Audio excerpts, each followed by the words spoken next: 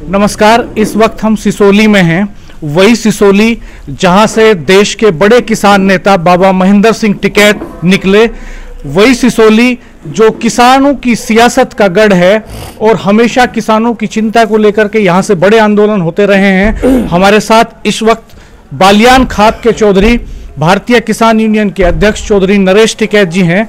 टिकैत साहब, आपका हमारे चैनल पर स्वागत है। नमस्ते। नमस्ते। ठीक है जी, बढ़िया, धन्यवाद। आज चौधरी चरण सिंह, भारत रत्न चौधरी चरण सिंह, जिन्होंने किसानों के लिए बड़े काम किए, उनका जन्म दिवस है और सिसोली में कार्यक्रम भी है इसको लेकर के। तो चौधरी साहब, थोड़ा हमें ये बताइए, क्योंकि आप तो मिले होंगे चौधरी साहब से, मेरी उम्र तो उतनी नहीं है, मैंने उनको बहुत करीब से नहीं देखा काम करते हुए, आपने उनको देखा भी है और उनके जो काम है उनका जमीन पर असर भी आपने देखा। बिल्कुल। मैं तो बड़े चौधरी साहब तो बोला कैसा कह रहे थे भाई, कलयुग के अवतार थे चौधरी चरण सिंह जी। किसी जाति मजहब से ऊपर उठकर उन्होंने काम करा और आज सबके मन में उनके प्रति बड़ा सम्मान है। वैसे बड़ी अनदेखी हो रही उनकी, शायद मुझे लगे कोई प्रधानमंत्री शायद वहाँ दिल्ली भी न गए हो किसान घाट पे, जीवित में उनके शरीर पूरा होया 30 साल के करीब बोली होंगे, 30-32 साल। और कोई भी आदमी वहाँ से आज तक, सबसे बड़ी तो दिक्कत यही है, कोई भी प्रधानमंत्री, वे प्रधानमंत्री रहे में भी उनके उस पर भी 2 फूल किसी ने नहीं चढ़ाए, तो इसके लिए भी बड़ी दिक्कत से हो रही सब भाई। और आज ये सिसोली में ये प्रोग्राम कर रहे नहीं, कहीं कोई ऐसा ज़्यादा बड़ा प्रोग्राम नहीं हो रहा, तो सरकार की भी अनदेखी है काफ़ी। और चौधरी चरण सिंह जी ने बहुत काम करे, किसानों का सम्मान उनके दिल में बहुत कूट कूट कर भरा था। कुछ काम बताइए, उनके कुछ काम गिनवाइए जिनका, आप चूंकि किसानों के बीच रहते हैं दिन रात, तो कौन से ऐसे बड़े काम हैं जिनसे किसानों की जिंदगी बदली? नहीं, मैं तो जब प्रधानमंत्री बने शायद 6-7 महीने के लिए कुल ही बने थे मैं, और बड़ा अच्छा जो किसानों के प्रति वो थी, गन्ने के रेट की बात है या कुछ और भी जो किसान समस्या थी, उन्हें आज याद कर रहे आदमी। जमींदारा खात्मे की बात थी, जो भूमिहीन किसान थे उन्हें जमीन मिल गई थी, जो बड़े बड़े हुए थे, तो एक लेख पालू का वो हुआ था ना, वो करा, कभी भी उन्होंने पीछे मुड़ कर देखा। और बस यही है बात, ठीक है जी, जैसा पहले समय को तो बहुत फर्क होगा। जैसे क्या क्या फर्क हो गया जी? फर्क तो यह है, आज की जो युवा पीढ़ी है, इनका किसी भी तरफ को ध्यान नहीं। जो कोई हमारे बुजुर्ग रहे, अच्छे रहे, समाज हित की बात करी, समाज को जोड़ने का काम करा उन्होंने, आज उनकी बड़ी अनदेखी हो रही। और ये एक समाज को जोड़ने का काम नहीं कर रहे हैं। जो आज की युवा पीढ़ी है, नशे के उस पर होगी ज़्यादा, और काम धंधा भी नहीं कर रहे। अपना जो खेती बाड़ी का हमारा पैसा है, पशुपालन का पैसा है, उससे भी बगल हटते जा रहे। और सबसे बड़ी तो बात यही होगी कि जो नशा है प्रवृत्ति है, तो छोड़ने के नहीं सही, युवा पीढ़ी को बर्बाद हो जाएगा मामला। भाई यही कहे जी, हम तो और क्या। आप चिंतित हैं इसको लेके, तो आप काम भी कर रहे होंगे, इस पे कुछ समझा रहे होंगे आप, जैसे चौधरी चरण सिंह भी समझाते थे, बाबा महेंद्र सिंह टिकैत भी अपने ज़माने में दहेज के खिलाफ उन्होंने अभियान चलाया, मृत्यु भोज के वो खिलाफ थे, बारात में 5 लोगों को ले जाने के वो हिमायती थे, तमाम कुरीतियों के खिलाफ उन्होंने अभियान चलाया। और चौधरी चरण सिंह भी अपने भाषणों में, बुजुर्ग बताते हैं कि वो 2-2 घंटे, 2.5 घंटे के भाषण देते थे। शिष्टाचार, सदाचार, ईमानदारी, शराब से दूर रहना, उनका किसी को पता चल गया कि उनका कैंडिडेट शराब पीता है तो उसको उन्होंने ऐलान कर दिया कि इसे हरा दो। सिगरेट पसंद नहीं करते थे, आप भी हुक्का तक भी नहीं पीते, आप भी स्मोकिंग नहीं करते। तो आप कोई समाज में इसके लिए कोई मुहिम छेड़ रहे हैं, उसका असर हो रहा है, नहीं हो रहा है? देखो, अच्छी बात तो समाज में चलती रहनी चाहिए, उसका असर पड़ो ना पड़ो वो तो हमारी सोच नहीं। पर एक है जो अच्छी बात है, समाज में जो कुरीतियाँ है उसे तो हम चला रहे। कहीं कुछ भी बात हो, कोई पंचायत हो, कोई कुछ भी हो, जहाँ भी 10 आदमी इकट्ठे होंगे तो वहाँ हम हमेशा यही कहे भाई अपनी बात पीछे हटाने सीखो, उल्टे हटाने सीखो। कहीं जिद वाली बात नहीं, कहीं कुछ भी बात हो, आप लोगों को एक जगह रहना सहना, बहुत परिवार बर्बाद हो लिए, तो इसमें भी जिक्र शिकर हो जा। ऐसे काफ़ी सरकार की भी अनदेखी है, ऐसी बात नहीं है। सरकार भी जो कोई किसी पार्टी में है और उसका किसी गलत उसमें नाम आ गया तो उसे छुटाने की में करे उसके आदमी, जो विधायक है या एमपी है, तो ऐसा नहीं चाहता करना। न्याय है, न्याय में तो समझौता नहीं होना चाहता, न्याय तो न्याय है। तो कितनी बात है, बहुत जो देहात है, देहात तो बिल्कुल बर्बाद होने के कगार पे आज। और इस तरह तो अगर ये चलता रहा तो 5-7 साल में बहुत कुछ बिगड़ जाएगा। हमारी युवा पीढ़ी है, जमीन पे न लगाव नहीं रहा, प्यार नहीं रहा, और जमीन एक तो छोटे हुआ बो होगी, जमीन कमा रही बटेज में, तो उसे भी नहीं थाम रहे, उसे भी इस तरह का सोच रहे भाई सब बेच दे, कुछ भी काम कर लो। तो ये शुभ लक्षण नहीं है। जो हमारी देहाती परंपरा है, जो खेती बाड़ी हमारा पेशा है, हमारे हजारों साल तक हमारे बुजुर्ग इस काम को करते आ रहे, तो उसे नहीं छोड़ना चाहिए था, उसे करते रहना चाहिए। और समाज की जो एक देहातों की परंपरा है वो एक बनी रहे। शहरीकरण भी गांवों में होने लगा तो ये बड़े नुकसान का कारण है, ये नहीं चाहता। शहरीकरण बहुत नुकसान का वो है। शहर तो शहर ही है, शहर में कोई किसी को नहीं जानता, एक दूसरे को कोई अगर पड़ोस में नहीं जानता।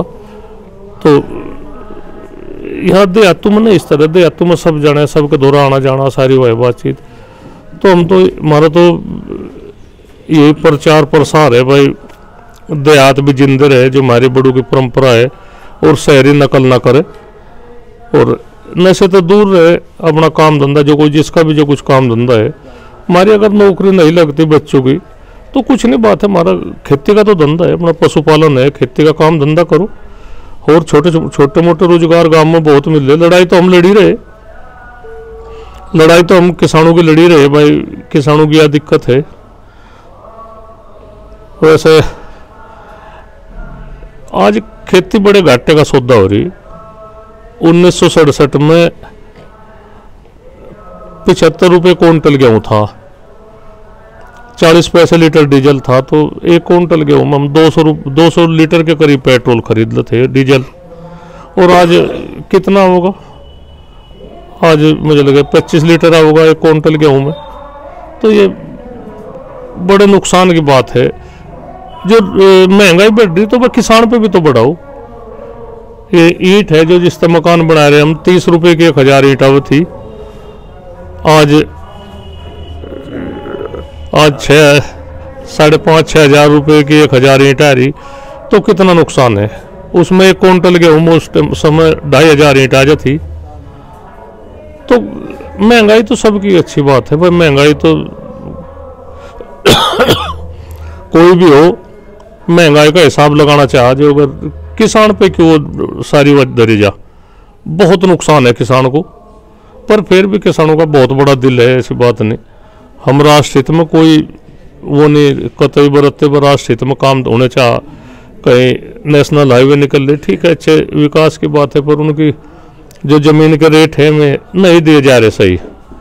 हमारी ज़मीन जो सोने के भाव की ज़मीन है और कोडियों के भाव में ली जा रही, तो सारी बात है। तो हम सारे को कह रहे, वहाँ से नोएडा में इस तरह का आंदोलन हो रहा है, एक डल्लेवाल जी है में बैठे अनशन पे, तो क्यों नहीं सरकार सुननी। यहाँ भी बैठे हैं किसान भाजू कट के मुद्दे पे। हाँ, भाजू कट का वो है, ये नु कह रहे हम यहाँ से कट नहीं देते, हम नु कह रहे भाई जी हमारी ज़मीन चली गई तो थोड़ा सा इस क्षेत्र का विकास ही तो हो जाएगा। और हम कोई कट का वो थोड़ा कर रहे भाई हम नेशनल हाईवे को कुछ प्रभावित कर रहे, तो एक मतलब ऐसी मानसिकता होगी। हमने तो बुझा भी भाई क्या कारण है, तो हम कहने का नहीं कुछ भी नहीं, कोई ऐसी हमारे पे कोई ज़्यादा दिक्कत भी नहीं, दे देंगे हम कट, पर कहीं और अभी मांग होगी भाई जहाँ जरूरत हो दो ना। ऐसा तो नहीं, चौड़ी सड़क है जब किसानों ने अपनी एक कीमती ज़मीन इसमें नेशनल हाईवे में दे दी तो इन्हें भी तो कुछ फायदा होना चाहिए। ये तो थोड़ा इन देखो जाएंगे भाई ऊपर को गाड़ी जा रही है ऊंचाई पर को, उनको कोई फायदा तो क्षेत्र को फायदा तो होना चाहिए। तो बस यही है बात। और तो हमारे साथ वरिष्ठ पत्रकार राजेश शर्मा भी मौजूद हैं, तो ये भी आपसे कुछ सवाल करना चाहते हैं। राजेश भाई ठीक है, धन्यवाद शर्मा जी, बहुत बढ़िया। सर, जब पूर्व प्रधानमंत्री चौधरी चरण सिंह जी की डेथ हुई थी जी, तो उस दौर में चूंकि बड़े चौधरी साहब टिकैत साहब ने बहुत गुस्सा दिखाया था, क्योंकि उस समय की सरकारों ने राजघाट पे उनको स्थान नहीं दिया था। तो बड़ा मूवमेंट चलाया था कि भाई सबको तोड़ देंगे अगर वहाँ स्थान नहीं देंगे राजघाट में। तो आपको तो याद होगा उस समय, आप क्योंकि नौजवान होंगे, हमारे तो याद नहीं। तो क्या था वो किस्सा जी? वो ऐसा था वे कहने के वहाँ से जो केंद्र सरकार थी उस दौरान में, शायद कांग्रेस की थी, उन्होंने कहा भाई इधर कहीं भी ले जाओ, कहीं भी दाह संस्कार कर लो चौधरी चरण सिंह जी का, और हम यहाँ से कोई जगह नहीं देंगे। तो क्यों उस दौरान में बहुत बड़ा जनसमूह था, कई लाख आदमी थे, करोड़ों की संख्या में आदमी हो रहे थे वहाँ से चौधरी चरण सिंह जी के उस पर।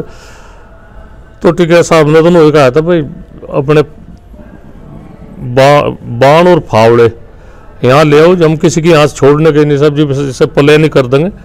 तो जब सरकार को महसूस होया कि भाई इस तरह की बात ये कर ही देंगे, तो उन्होंने जब जगह दी थी वहाँ से, और काफ़ी रोड़ा था, बहुत ही आदमी थे। तो एक भाई प्रधानमंत्री तो मैं भी रहे और भी प्रधानमंत्री रहे, तो जब जगह दी थी उन्होंने वहाँ से, तो बड़ी किसानों की बहुत बड़ी जीत है।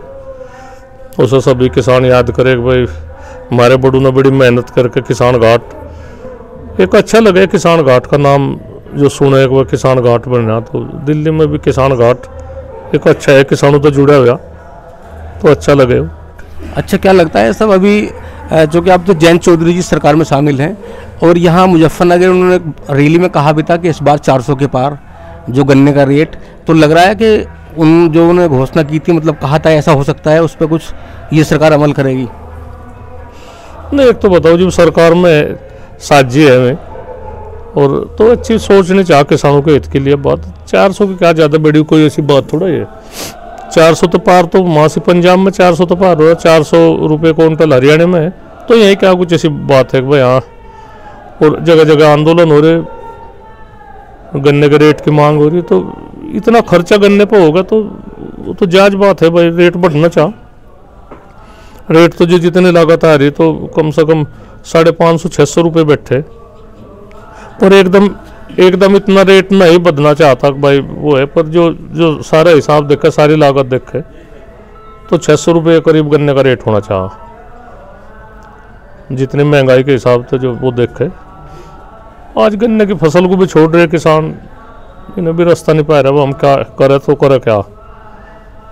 दूध उत्पादन है जो देहात में, एक खेती के साथ साथ एक यूँ भी रोजगार है, और ये भी कुछ नहीं 50 रुपये 40 रुपये लीटर दूध, इतना पशु को बांधने की, खोलने की कितनी मेहनत करने की बात है। तो वो भी कम से कम 100-110 रुपये लीटर तो चाह दूध का भी रेट, जिससे एक थोड़ा सा रोजगार ये भी मिल जाए यहाँ तभी।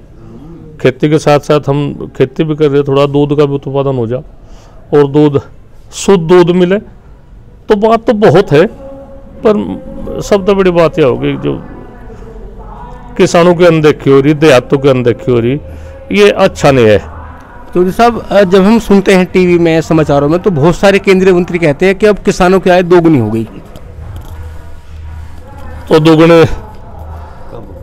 दोगुने कहाँ होगी दोगुने? या तो जमा मत भी चली गई हमारी। तो प्रधानमंत्री जी मेरठ की रैली में 2014 में कहा था उन्होंने, भाई अगर हमारी सरकार होगी तो गन्ने का रेट 450 रुपये क्विंटल कर देंगे हम।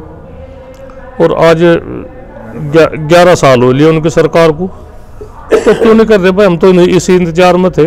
अगर ना कहा हो तो वहाँ का कोई आप लोग तो निकाल सको, जो रिकॉर्डिंग है उस पंचायत की क्या हुआ उसमें, तो क्यों झूठ बोल रहे प्रधानमंत्री भी?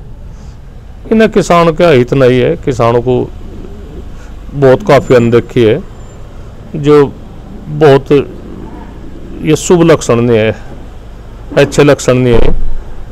किसान तो इस देश की रीढ़ है, किसानों को तो उभारना चाह। किसान किस तरह से अपनी मेहनत, खून पसीने की कमाई थे, मेहनत से अपना एक काम कर रहे। चौधरी साहब, हजारों किसान इस समय सड़कों पर बैठे हुए हैं, ऐसी की क्या मजबूरी है कि सरकार उनकी बात क्यों नहीं, उनसे बात क्यों नहीं करना चाह रही? बे तो सरकार की भाई बात, सरकारी तो जान सके आप लोग जो जिम्मेदार है, जो सरकार में जिम्मेदार है, तो उन तो बूझ नहीं चाह बात। भाई क्यों बैठे हैं किसान? कोई किसान खुशी में तो बैठ नहीं सकते। किसानों को कुछ समस्या ही होगी जो वे अपनी आवाज़ एक बिल्कुल शांति के तरीके से, गांधीवादी तरीके से किसान अपनी आवाज़ उठा रहे, उनकी सुनी जा रही, और इन पर आरोप और तरह तरह के आरोप लगाए जा रहे, कोई आतंकवादी, कोई खालिस्तानी, कोई पता नहीं क्या क्या क्या क्या। तो किसान तो हंस कर टाल दे सकते, चलो पता नहीं इनकी मानसिकता ऐसी है। तो ऐसा ना करें, ये सब इस्तेमाल देहातों पर लग गए करन। कुछ भी बात हो, अगर हाईवे की बात है तो हाईवे निकाल दिया, एक जगह 1 करोड़ रुपए का रेट है, एक जगह 10 लाख रुपए का रेट है। तो इतना भेदभाव क्यों कर रहे भाई? जो हाईवे है, हाईवे का तो जहाँ तक निकले और जहाँ खत्म हुआ सब एक रेट चाह मासी। पर किसे सुना मैम? जमीन है बड़ी जबरदस्ती, तो हमारी जमीन बहुत महंगी जमीन जिसे हम बिल्कुल भी नहीं दे सकते, और ये जबरदस्ती ले जा रही, तो क्या करे? ये शुभ लक्षण नहीं है इस देश के। जो किसान टूट जाएगा, देश टूट जाएगा। ठीक है, सरकार तो चलती रहे, आती रहे, जाती रहे, पर ये देश टूट जाएगा। देश किसानों को, आम जनता को एक यकीन नहीं रहने का, विश्वास नहीं रहने का। तो यही हो रही बात। इसमें काफ़ी परेशान है किसान, मजदूर भी परेशान है, व्यापारी भी परेशान है, छात्र भी परेशान है। कहीं पेपर लीक हो रहे, कहीं वो भर्ती है, भाई अग्निवीर है 4 साल की नौकरी, पता नहीं क्या भद्दा मजाक बना रखा है। इस तरह की नहीं चाहती बात। एक अच्छे शासक की तरह तक काम करो और किसानों के साथ में वार्ता करो, बैठ कर बात करो। कितने स्टेट में उनकी सरकार है, तो सारी बात चाह होनी, ना कि उसे जबरदस्ती किसी भी आंदोलन को जबरदस्ती से दबाया जा। अभी जो संसद में एक प्रस्ताव आया, 1 नेशन 1 इलेक्शन, क्या ये प्रस्ताव सही है? नहीं, हम तो इसे सही नहीं मानते। इलेक्शन तो अपने समय पे होना चाह। ये थोड़ा, ये तो फिर एक बार इलेक्शन करके फिर कुछ भी कर लेंगे, पूरी 5 साल इनकी तानाशाही चलेगी। तो ऐसा नहीं चाहता, हम तो इसके विरोध में। इलेक्शन तो जो सा इलेक्शन जिस समय में आ रहा तो उसमें होना चाह अपना, ठीक है। ये तो फिर एक वही हो जाएगी बात, भाई हम तो बीच में इलेक्शन करवा नहीं सकते। तो 5 साल का समय बहुत कुछ कर देंगे, तो ऐसा नहीं चाहता। तो सब आज किसान भवन में क्या क्या प्रोग्राम है? यहाँ से चौधरी चरण सिंह जी की भी उन पर एक तो हमन का ही वो है, और रक्तदान का भी है, बच्चों का भी प्रोग्राम है। और इलाके में तो भी आदमी आ रहे, बहुत दूर दराज से आ रहे, बुलंदशहर से भी आ रहे, बाराबंकी से भी आ रहे, हापुड़ से भी आ रहे। तो बड़ा अच्छा वो है, एक याद हो जाए, ताज़ा याद हो जाए, और उसमें ठीक लगे। अच्छा प्रोग्राम है। हमसे बात करने के लिए टिकैत साहब आपका बहुत बहुत धन्यवाद। ये चौधरी नरेश टिकैत साहब थे, जिन्होंने किसानों के सारे सवालों पर बात की, और उनकी चिंताएं बड़ी हैं इस समय। जिस तरह से जोत का आकार छोटा हो रहा है, परिवार बट रहे हैं, जिस तरह से सामाजिक कुरीतियां बड़ी हो रही हैं, जिन सवालों पर चौधरी चरण सिंह बात करते थे, किसानों के मसीहा भारत रत्न चौधरी चरण सिंह जिन सवालों पर चौधरी महेंद्र सिंह टिकैत बात करते थे, वो बहुत सारे सवाल आज भी समाज में और ज्यादा ढंग से मौजूद हैं। हमारे चैनल को देखते रहिएगा, सब्सक्राइब कीजिएगा, बेल आइकन प्रेस कर दीजिएगा, नोटिफिकेशंस ऑन कर दीजिएगा। धन्यवाद, नमस्कार।